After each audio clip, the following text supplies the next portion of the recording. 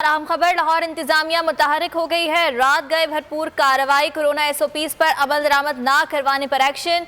Marriage halls, restaurants और दुकानों की चेकिंग की गई। मज़ीद सूरत हाल जानेंगे। नुमाइंदा बोल न्यूज़ जुनेद अहमद हमारे साथ मौजूद हैं। जुनेद अहमद, बताइएगा कहाँ कहाँ कार्रवाइयाँ की गई?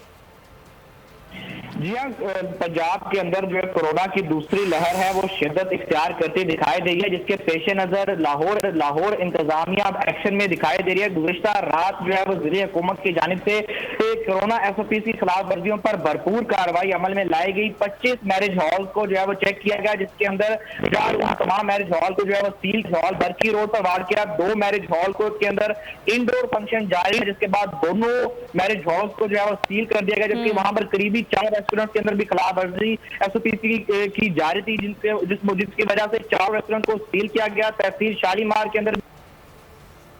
ठीक है जुनेद अहमद, इस बारे में अपडेट किया, शुक्रिया आपका।